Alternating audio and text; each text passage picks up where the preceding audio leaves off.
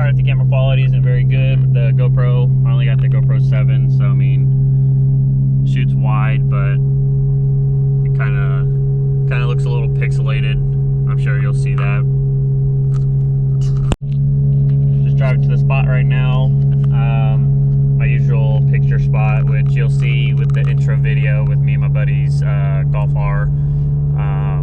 We took a couple days ago. Been wanting to start a YouTube channel for a little bit, but went to try to upload my first video a couple months back, but it just didn't go. It just didn't go right. There was like an issue uploading it. As soon as you clicked on the video, like it would go through the intro video, but then it would pretty much just stop after that and the screen would go black. You hear all the audio, but the screen just pretty much stopped working. So pretty much in this video, I'm just gonna be driving around. I'll go to that picture spot. It's nothing too special, but pretty much just driving around, telling you a little bit about the car. So what I have is a 2017 Volkswagen GTI Sport. It's like their S model, which pretty much comes standard with the halogen lights. You can upgrade for the lighting package. It comes with plaid seats, which I got, as you can see. Plaid seats, pretty much the bare minimum, really. The other models like the SE and the Autobahn, they come with a sunroof. The Autobahn comes with leather seating, same thing with the SE.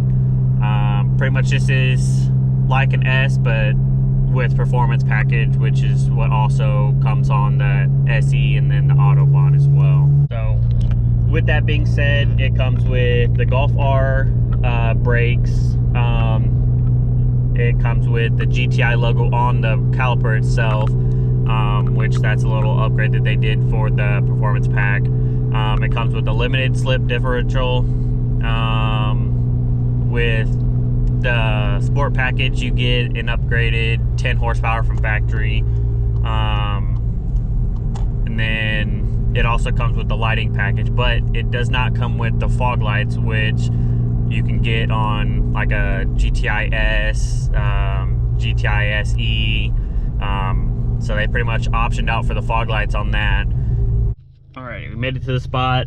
Like I said, you'll see this in the intro video, but a little bit about my car, other than what I told you. So it is full bolt-on on 93.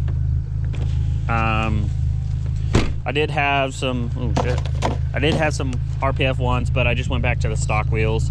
I kind of like them a little bit more. Kind of weird saying that, just because I have heard that these probably are like one of the worst looking stock wheels, but I mean, I feel like it fits it pretty well. To get it started, I got a ARM 4-inch intake. I got an IE inlet pipe back there. You can't really see it. Also got an ARM downpipe. Got some nice coloration on there. CTS coils, some NGK racing spark plugs on here. And then I also got the ARM front mount intercooler with their bi-piping kit, so I can utilize the stock intercooler and the front mount, so makes it twin cooled.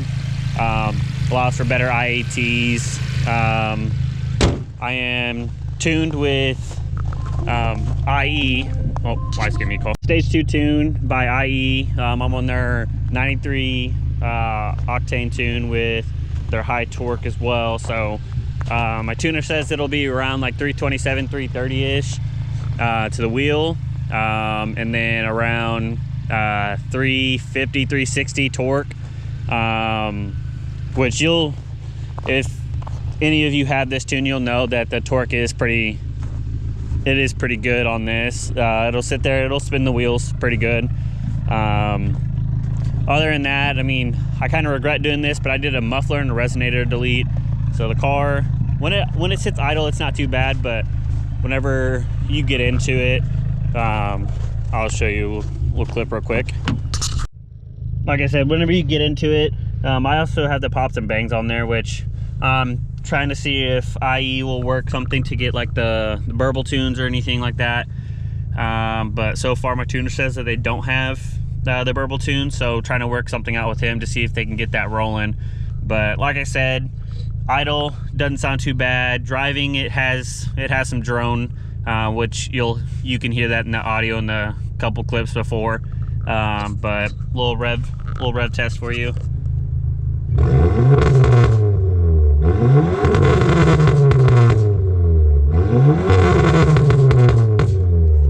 So it's very raspy, it's very loud and obnoxious. I kind of regret doing it. I'm saving up for the exhaust I had on my old GTI, which I'll show you, which is the Borla Type S or S-Type. I can't remember what it is, but pretty much a straight pipe with a catback exhaust, which it sounds really nice, brings out the tone very good for the car. But yeah, other than that, that's pretty much it for the car. It's pretty standard, full bolt-on mods, stage 2. Right here you can see what I was saying about the calipers. They have GTI on them, so they're a little bit bigger than the regular ones. I do need to replace the brakes soon, so I'll probably make a video out of that. I just did an oil change on here too. I do have a slight oil leaking problem. I'm pretty sure it's just coming from the pan, which is very common for these to leak from the seal. So I'm planning on doing a steel pan, which a lot of the MQB guys, that's what they do. So I'll probably make another video out of that as well. But yeah, as far as plans go for this, for the car, I eventually want to do a big turbo upgrade on it. Try to get it as close as I can to 500 wheel. But I think the next foreseeable upgrade is the high pressure fuel pump. I'm gonna go with IE's TrueFlex tune. I can run either straight E85, or I could just do like a blend, so E30 or E50. So I think that's gonna be the plan. That's probably what's gonna happen within the next few couple months, you know, depending on what I get back for taxes and stuff like that. But trying to see if I can get some coilovers as well, because I am on stock ride height, which, you know, I get shit on quite a bit for that. But I mean, it's not too bad right now. Arkansas does have some bad roads and some good roads, so I mean, it kind of helps depending on what roads I'm driving on to have the stock suspension, so I'm not bottoming out or anything like that. But definitely am looking at getting coilovers, and then of course in the future, if I can get my hands on some bags, you know, that's the ideal plan. But for now, you know, pretty much rock with what I got. I do got some lowering springs, but I've been debating if I want to go through the hassle of, you know, taking the strut apart and then throwing those on there. They're the Racing Line VRM or VMR or VWR. I can't remember exactly what they're called. Comment down below if you know what it's called. But I got those back at the house. Been tossing around the idea of throwing those on, but I don't quite know if I'm going to. As far as the car goes, I picked this up almost a year ago. I did have a 2014 Mustang. I'll probably insert a clip of that. Picked this up at 58,000 miles. Currently sitting at 68.5. So another thing with this car, pretty much 3 hours into the trip of picking this bad boy up, I met up with a buddy and we were gonna go get food in the next town over. I was stationed in Texas for training for firefighting. Long story short, met up with him on the way back from Plano, Texas, about 30 minutes away from the next town over where we planned to go get food. And you know, it started to get real dark, so we were driving and we just hopped in the fast lane to pass the semi, and road work was just redone. So my buddy said he saw a couple like asphalt spots or whatever, like brand new asphalt spots, and he didn't think anything of it, but one of the spots that he thought was asphalt was a semi tire. So that semi tire ended up demolishing the whole front end of my car. I got a couple pictures. I'll probably put those in there too to show you what the damage was. Completely tore the whole front end up. Had to replace the left headlight, which, funny story, the car almost totaled because of the left headlight. The shop couldn't get the headlight to work, and if you know anything about the MQB headlights or just German headlights in general, like, they're not cheap. Like, I think just for one headlight it's like $2,500 to $3,000 just for one headlight, and that's not including the modules or anything either. But other than that, the whole experience just kind of sucked because it spent the first 2 months of ownership basically back and forth out of the shop. The first shop I took it to, they didn't really do the full inspection and completely missed that whenever you hit an object and it rolls under your vehicle, you have to check all under the vehicle and even the back. And they didn't do that. There was plastic pieces under, like the plastic undershielding, it was completely broken still and hanging and dragging. And then I had the ABS wire on the back right tire. I guess the wheel liners got taken off as well, and that ABS wire was sitting there just banging on the tire, and just rubbed into it and pretty much cut the wire in half. So I mean, I pretty much lost all ABS and everything like that. Dash lit up like a Christmas tree. You know, I had ABS, airbag light went on, which that was weird as well, but airbag light went on, traction control didn't work, I couldn't do cruise. So, and this was after I picked up the car from the shop, and I was 3 hours into a 9-hour trip to come home and see family and everything like that before I moved down here to Arkansas. And 200 miles into the trip, and it's a 600-700 mile trip. So I mean, it's kind of pain in the butt whenever you don't have cruise control and you kind of just have to constantly keep feathering the throttle just to keep it going in the right speed. See if I can get a couple good pictures here. I'll edit them, of course, and then throw them in the video as well. I mainly shoot in portrait mode on my phone, upside down. I don't know why. I just heard it gives you a little bit better control with the pictures and stuff like that. Cleans it up a lot nicer too. Plus you get I'm not sure if it's true, but I think you get a better range with it as well. But I'm not too sure. Car is very dirty. I do need to give it a bath. It's not looking very good. Went and played out in the snow with my buddies. That was a fun little time. You can still see all the snow built up in the wheel well. Just ripping the e-brake and sliding it, which probably isn't the best thing to do. Probably end up locking up the calipers doing that, but I mean, it's doing good so far. But license plate's still covered up from the snow from just sliding around. Still got all this built up in there. I think that's pulling on the wheel liner right now.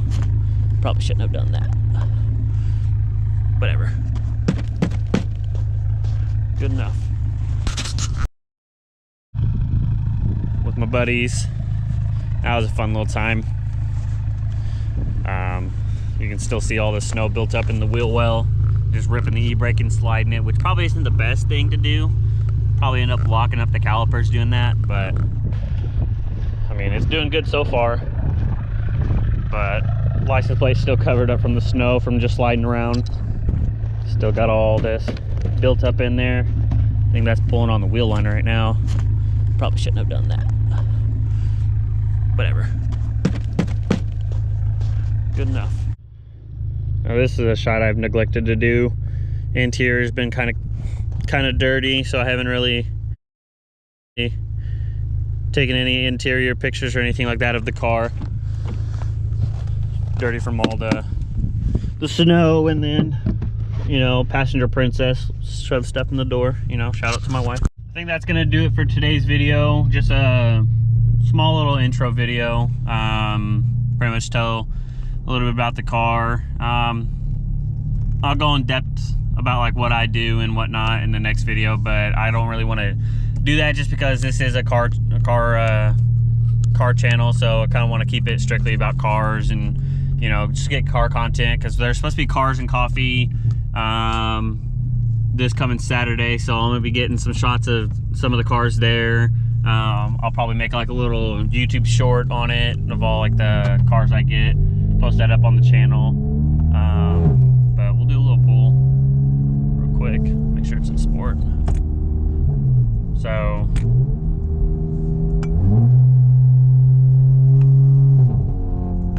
just kidding, I think there's a cop behind us.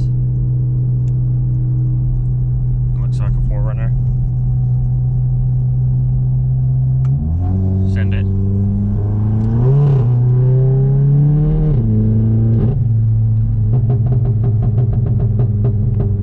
Little pops and bangs action. But yeah, like I said, I don't see too many YouTubers making videos about like GTIs and stuff like that. A lot of people don't even know what they are. Like I can definitely vouch for that. I definitely didn't know what they were until a couple years ago, whenever, well, more than a couple, like 4 years ago, whenever I met my wife. Her dad pretty much introduced me to this platform, and loved it ever since. This is my second one. I've had 2 Mustangs, and then I've also had 2 of these. My first one was a 2015, and this one's the 2017. But like I said, just love this platform. Very tunable. Parts aren't too bad to get either. They're actually fairly cheap, but you know, they're actually great quality, especially with, you know, ARM. I am sponsored by them. I did forget to mention that. They sponsor me with their full bolt-on kit setup. And that couldn't be any more grateful than that. Nice little mountains right there, little hills. I haven't seen too many YouTubers other than Jules. He's got a pretty wicked GTI, makes over 500 wheel. So shout out to him. But other than that, like I don't think there's very many GTI or Golf R YouTubers. So, you know, I want to kind of get my foot in the door with that and, you know, see where I can take it. As far as that goes, you know, drop a like,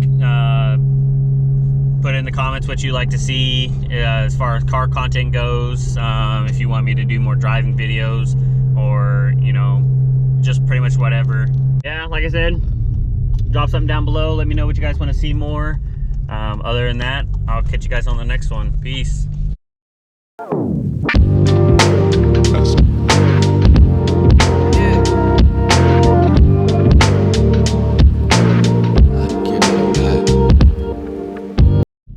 You got a big old lake over here. Like nothing but slush.